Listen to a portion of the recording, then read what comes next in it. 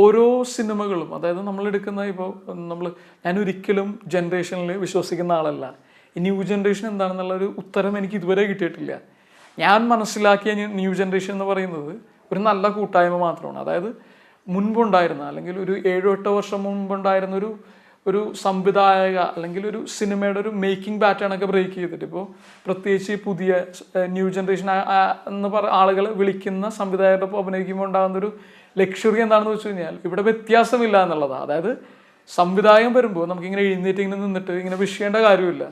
സംവിധായകൻ നമ്മളൊരു സുഹൃത്താണ്. അല്ലെങ്കിൽ ഈ മറ്റേ സെറ്റിൽ ചായ കൊണ്ടുവന്ന് കൊടുക്കുന്ന ആൾക്കും അവൻ്റെതായ വാല്യൂ ഉണ്ട്.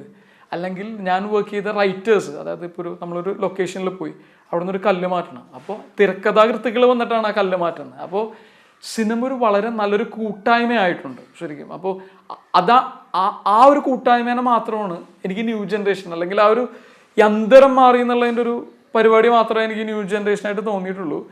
പിന്നെ ഈ പറയുന്ന സിനിമകൾ, അല്ലെങ്കിൽ ഞാനീ പറഞ്ഞ പ്രതീക്ഷ നൽകുന്ന സിനിമകൾ തീർച്ചയായിട്ടും ഒരു കമേഴ്ഷ്യൽ മാർക്കറ്റിന് വേണ്ടിയിട്ട് തന്നെ ഉണ്ടാക്കുന്ന സിനിമകളാണ്. ഇപ്പോൾ ഒരു കാൻ ഫിലിം ഫെസ്റ്റിവലിലേക്ക് സിനിമ അടക്കുമ്പോൾ അവർക്ക് ഇഷ്ടപ്പെടുന്ന തരം ഒരു സിനിമയുണ്ട്, അതിൻ്റെ ഒരു മേക്കിംഗ് പാറ്റേൺ ഉണ്ട്. അപ്പോൾ അതൊന്നും ഫോളോ ചെയ്തിട്ടല്ല. ഇപ്പോൾ നമ്മളീ പറയുന്ന സിനിമകളെല്ലാം കേരളത്തിൽ ഈ പറയുന്ന ഒരു 3.5 കോടിയുള്ള ജനങ്ങളെ ടാർഗറ്റ് ചെയ്തിട്ട് തിയേറ്ററിൽ ഓടിക്കാൻ വേണ്ടിയിട്ട് എടുക്കുന്ന സിനിമകളാണ്. എനിക്ക് തോന്നുന്നു അതുകൊണ്ടിട്ട് മാത്രമാണ് ഇതിന് വേറൊരു ഫെസ്റ്റിവൽ സാധ്യത ഇല്ലാത്തതെന്ന് തോന്നുന്നു. ഇൻസ്പിറേഷൻ എന്ന് പറയും, അഡാപ്റ്റേഷൻ എന്ന് പറയും, ഇമിറ്റേഷൻ എന്ന് പറയും. അപ്പോൾ എനിക്ക് തോന്നുന്നത്, അതായത് എൻ്റെ പ്രായമുള്ള അല്ലെങ്കിൽ എന്നേലും കുറച്ച് സീനിയേഴ്സ് ആയിട്ടുള്ള ഡയറക്ടേഴ്സ് ഇൻസ്പയർഡ് ആകുന്നത് തെറ്റില്ല, അല്ലെങ്കിൽ ഒരു പ്ലേ എടുത്തിട്ട് അഡാപ്റ്റ് ചെയ്യുന്നത് തെറ്റില്ല. ഇമിറ്റേഷനോട് നമുക്കൊരു വിരോധമുണ്ട്. അതായത് ഫ്രെയിം ടു ഫ്രെയിം കോപ്പി ചെയ്യുക എന്നുള്ള അതിനോടുള്ള ഒരു വിയോജിപ്പേ ഉള്ളൂ. പക്ഷേ ഇൻസ്പയർഡ് ആയിട്ടുള്ള സിനിമകളുണ്ട് തീർച്ചയായിട്ടും, അത് വളരെ മനോഹരമാണ്, നമുക്ക് എൻജോയ് ചെയ്യാനും പറ്റുന്നുണ്ട്. പക്ഷേ കാര്യം നമുക്ക് ഇമിറ്റേറ്റ് ചെയ്യാനാണെങ്കിൽ ഇപ്പോൾ ടൊറൻറ്റ് പോലെയുള്ള സോഫ്റ്റ്വെയർ വളരെ പോപ്പുലറാണ്. അതായത് ലോകത്തുള്ള ഏത് സിനിമകൾക്കും നമുക്ക് ആക്സസിബിലിറ്റി ഉണ്ട്.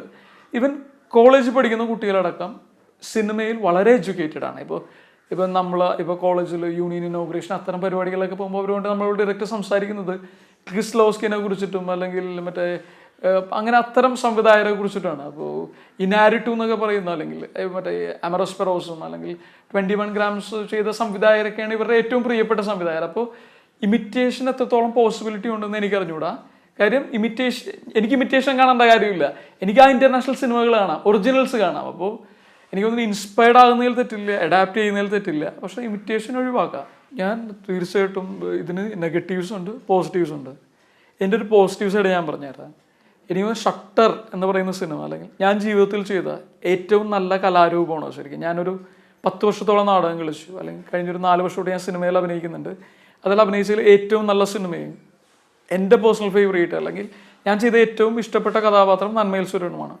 ഈ സിനിമ ഓടാനുള്ള ഏറ്റവും വലിയ റീസൺ ഞാൻ കാണുന്നത് സോഷ്യൽ നെറ്റ്വർക്ക് മാത്രമാണ്. ശരിക്കും ഇതിന് പബ്ലിസിറ്റി ഉണ്ടായില്ല, അല്ലെങ്കിൽ സിനിമയോടടുത്ത് ഒട്ടിച്ച കുറച്ച് പോസ്റ്റേഴ്സ് അല്ലാണ്ട് നമ്മൾ വേറൊരു പബ്ലിസിറ്റിയും ചെയ്തിട്ടില്ല. പക്ഷേ ഈ സിനിമ ഓടാനുള്ള ഒരേ ഒരു റീസൺ, സിനിമ കണ്ടതിന് ശേഷം ഓരോ ആളുകളും അവരുടെ സ്റ്റേറ്റസ് ഇട്ടാണ്.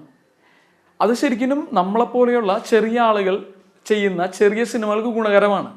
കാര്യം ഞാൻ ചെയ്തൊരു ചെറിയ സിനിമ നല്ലതാണെങ്കിൽ ആ സിനിമ കാണുന്ന ഓരോ ആളുകളും അവരുടെ സ്റ്റേറ്റസ് ഇതേപോലൊരു സിനിമ കണ്ടു, വളരെ നല്ല സിനിമയാണ്, എല്ലാവരും കണ്ടിരിക്കേണ്ട ഒരു സിനിമയാണെന്ന് പറയുമ്പോൾ ഞാൻ പലപ്പോഴും സിനിമ കാണാൻ പോകുന്നത് മറ്റുള്ള എൻ്റെ സുഹൃത്തുക്കളുടെയും അല്ലെങ്കിൽ സിനിമാക്കാരായ ആളുകളുടെയും സ്റ്റേറ്റസ് വായിച്ചിട്ടാണ്.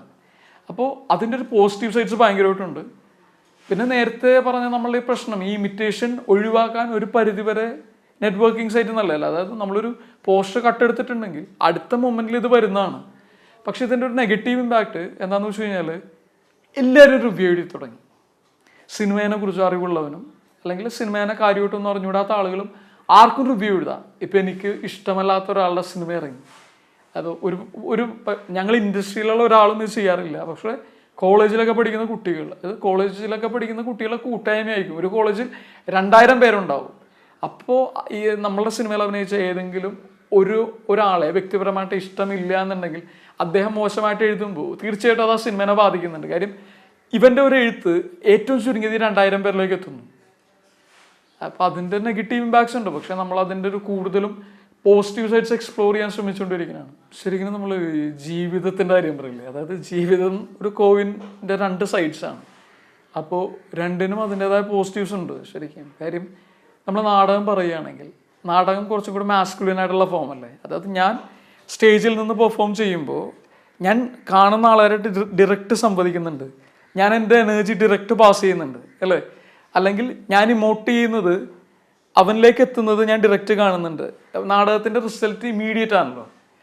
ഞാൻ ചെയ്യുന്നത് നല്ല ആണോ എന്ന് എനിക്ക് സ്റ്റേജിൽ നിന്ന് എനിക്ക് അസസ് ചെയ്യാൻ പറ്റും, ഈ ഓഡിയൻസ് റിയാക്ട് ചെയ്യുന്ന ഒരു രീതി. അപ്പോൾ അതിൻ്റെ പോസിറ്റീവ്സ് ഉണ്ട് തീർച്ചയായിട്ടും. പക്ഷേ 5 വർഷം ഞാൻ തുടർച്ചയായി നാടകം കളിച്ചിട്ടും കിട്ടാത്ത ഒരുപാട് അപ്രീസിയേഷൻസും അംഗീകാരങ്ങളും ഋതു എന്ന് പറയുന്ന സിനിമയിൽ ഒരു വേഷം ചെയ്തതിന് കിട്ടി. കാര്യം സിനിമയുടെ നാടകത്തിൻ്റെ റീച്ച് ഉണ്ടല്ലോ, അത് നമുക്ക് കമ്പയർ ചെയ്യാൻ പറ്റില്ല. അപ്പോൾ സിനിമ ലൈക്ക് വലിയ മീഡിയമാണ്, അല്ലെങ്കിൽ എല്ലാ ആളുകളിലേക്കും എത്തും. നാടകം ഒരു ഏറ്റവും ചുരുങ്ങിയൊരു വിഭാഗത്തിൻ്റെ ഒരു കലയായി ചുരുങ്ങിക്കൊണ്ടിരിക്കുന്നതാണ്. അപ്പോൾ രണ്ടിനും അതിൻ്റേതായ പോസിറ്റീവ്സും നെഗറ്റീവ്സും ഉണ്ട്. പിന്നെ ഞാൻ വിശ്വസിക്കുന്നത് ഒരു കലാകാരനെ സംബന്ധിച്ച് അതായത് നമ്മളൊരു കാര്യം, അതായത് നാടകം ചെയ്തിട്ട് ജീവിക്കാൻ പറ്റുമോ ഇല്ലയോ എന്നുള്ളത് എനിക്ക് ക്വസ്റ്റ്യൻ മാർക്കാണ്. സിനിമ ചെയ്തിട്ട് ജീവിക്കാൻ നമ്മൾ ഏത് മനുഷ്യനായി കഴിഞ്ഞാലും ജീവിക്കാൻ വേണ്ടിയിട്ട് പൈസ വളരെ അത്യാവശ്യമായ ഒരു ഘടകമാണ്. ഈ പൈസ വരുമ്പോൾ മാത്രമേ, ഇപ്പം നമ്മളുടെ അച്ഛനോ അമ്മക്കോ സുഖമില്ല അല്ലേ, അപ്പോൾ അവർക്ക് മരുന്ന് വാങ്ങണം. അപ്പോൾ മരുന്ന് വാങ്ങാൻ പറ്റാണ്ട് ഞാൻ ഒരു മഹത്തായ ഒരു കലാകാരനായിട്ട് ഒരു കാര്യമില്ല. അല്ലെങ്കിൽ നമ്മൾ ചുറ്റുപാട് നിൽക്കുന്ന ആളുകൾക്ക്, അല്ലെങ്കിൽ നമ്മൾ സപ്പോർട്ട് ചെയ്യേണ്ട ആളുകൾക്ക് ഭക്ഷണം കൊടുക്കാനുള്ള കഴിവില്ലാണ്ട് ഞാൻ വലിയൊരു മഹാനായ കലാകാരനായിട്ട് കാര്യമില്ല. അപ്പോൾ തീർച്ചയായിട്ടും നമ്മളുടെ ഒരു റവന്യൂ അല്ലെങ്കിൽ നമ്മൾ ഉണ്ടാക്കുന്ന പൈസ വളരെ ഇമ്പോർട്ടൻ്റ് ആണ്. നമുക്ക് അത്യാവശ്യം നല്ല പീസ് ഓഫ് മൈൻഡ് അല്ലെങ്കിൽ നല്ലൊരു സ്റ്റേറ്റ് ഓഫ് മൈൻഡ് ഉണ്ടെങ്കിൽ മാത്രമേ ഒരു കലാകാരൻ എന്നുള്ള നിലയിൽ നമുക്ക് ഒരു പടി മുകളിലേക്ക് പോകാൻ പറ്റുള്ളൂ. അപ്പോൾ അതിനൊക്കെ സഹായിക്കുന്ന മീഡിയം തീർച്ചയായിട്ടും സിനിമ തന്നെയാണ്. അതായത് ഈ പണവും ഫെയിമും ഇല്ലാണ്ടൊരു കഥാപാത്രം മാത്രമാണെങ്കിൽ അത് ചെയ്യുന്നതിൽ എത്രത്തോളം കാര്യമുണ്ടെന്ന് എനിക്ക് അറിഞ്ഞുകൂടാ. കാര്യം അത് ചെയ്യാം, അതായത് ലൈഫിൻ്റെ ഒരു സ്പാനിൽ. ഇപ്പം ഞാൻ സിനിമകൾ ചെയ്യുന്നുണ്ട്. അപ്പോൾ ഞാൻ സിനിമകൾ ചെയ്യുമ്പോൾ എല്ലാ സിനിമകളിൽ നിന്നും ഇപ്പം ഞാൻ അഭിനയിച്ച അല്ലെങ്കിൽ ഏറ്റവും മികച്ച അല്ലെങ്കിൽ ഏറ്റവും ഓടിയ സിനിമകളിൽ നിന്ന് എനിക്ക് പുറത്ത് പറയാൻ പറ്റാത്ത തരത്തിൽ തുച്ഛമായ റെമ്യൂണറേഷനാണ് കിട്ടിയിരിക്കുന്നത്. വളരെ തുച്ഛമായ റെമ്യൂണറേഷനാണ് കിട്ടിയിരിക്കുന്നത്. ഒരു പക്ഷേ 60 ദിവസമൊക്കെ ഷൂട്ട് ചെയ്തിട്ട് 10,000 രൂപയൊക്കെ തന്ന ഇൻസിഡൻസ് ഉണ്ടായിട്ടുണ്ട്. അപ്പോൾ അതൊക്കെ നിന്നിട്ട് അപ്പോൾ ശരിക്കും ഒരു നടൻ്റെ ഗ്രോത്ത്, ഞാൻ നേരത്തെ പറഞ്ഞ പോലെ ഗ്രോത്ത് ഉണ്ടാകുന്നത്, അതായത് പ്രത്യേകിച്ച് നമ്മളൊരു കമേഴ്ഷ്യൽ സിനിമയിൽ അഭിനയിക്കുന്ന ഒരു നടനെ സംബന്ധിച്ച് ഏറ്റവും ആളുകളിലേക്ക് എത്തുക എന്നുള്ളത് തന്നെയാണ്. അതായത് നമ്മൾ എത്രത്തോളം ആളുകളിലേക്ക് എത്തുന്നു അല്ലെങ്കിൽ എത്രത്തോളം പോപ്പുലർ ആകുന്നു, നമ്മളുടെ അവസരങ്ങൾ കൂടി വരും. ഇതിൽ നിന്നുകൊണ്ടിട്ട് നമുക്ക് ഈ ചെറിയ സിനിമകൾ ചെയ്യാം, നല്ല കഥാപാത്രങ്ങൾ ചെയ്യാം, ചെറിയ കൂട്ടായ്മയുടെ. ഇപ്പോൾ നമ്മൾ പറയുന്ന സോക്കോൾ പാരലൽ സിനിമക്കൊന്നും ഒരു മാർക്കറ്റ് ഇല്ല. അതൊക്കെ വളരെ ചുരുങ്ങിയ ബഡ്ജറ്റിൽ എടുക്കേണ്ട സിനിമകളാണെങ്കിൽ നമ്മൾ ഒരു പൈസ വാങ്ങാതെ അഭിനയിക്കാം. പക്ഷേ അതൊക്കെ ചെയ്യണമെങ്കിൽ വേറൊരു സൈഡിൽ നമ്മൾ സേഫ് ആയിരിക്കണം, അല്ലെങ്കിൽ നമുക്ക് നമ്മുടെ കാലുകൾ നിലത്ത് ഉറപ്പിക്കാനുള്ളൊരു സിറ്റുവേഷൻ ഉണ്ടാകണം. അതല്ലെങ്കിൽ തീർച്ചയായിട്ടും ഒരു കലാകാരൻ മുരടിച്ചു പോകും. നമുക്ക് ഭക്ഷണം കഴിക്കാനില്ലാത്ത ഏത് കലയാണ് നന്നായിട്ടുള്ളത് അല്ലേ? പട്ടിണി ഒരിക്കലും എനിക്ക് തോന്നുന്നു മഹത്തായ കലാസൃഷ്ടികളൊന്നും ഉണ്ടായിട്ടില്ല. ഒരു കലാകാരനെ സംബന്ധിച്ച് ഇപ്പം ഞാൻ വളരെ സന്തോഷവാനാണ്, അല്ലെങ്കിൽ ഞാൻ എൻ്റെ കരിയറിൽ ഭയങ്കര സംതൃപ്തനാണ്. കാര്യം എന്താണെന്ന് വെച്ച് കഴിഞ്ഞാൽ ഞാൻ ജീവിതത്തിൽ ഏറ്റവും കൂടുതൽ ആഗ്രഹിച്ച ഒരു കാര്യം ചെയ്തുകൊണ്ട് എനിക്ക് ജീവിക്കാൻ സാധിക്കുന്നു. അല്ലെങ്കിൽ ആ കാര്യം ചെയ്തിട്ട് അതിൽ നിന്ന് പൈസ ജനറേറ്റ് ചെയ്തിട്ട് ആ പൈസയിൽ നിന്നാണ് ഞാൻ ഭക്ഷണം കഴിക്കുന്നത്. അപ്പോൾ അത് ദൈവത്തിൻ്റെ വലിയൊരു അനുഗ്രഹമാണ്. അപ്പോൾ നമ്മൾ പറയുന്നത് ഫെയിമും മണിയും അല്ലെങ്കിൽ കഥാപാത്രവും അല്ലെങ്കിൽ ആക്ടിങ്ങിൻ്റെ സാറ്റിസ്ഫാക്ഷനും എല്ലാം റിലേറ്റഡ് ആണ്. ഒന്നും ഒന്നായിട്ട് മാറി നിൽക്കുന്നില്ല. ഞാൻ അതിൽ വിശ്വസിക്കുന്നു. തെറ്റായിരിക്കാം, ശരിയായിരിക്കാം.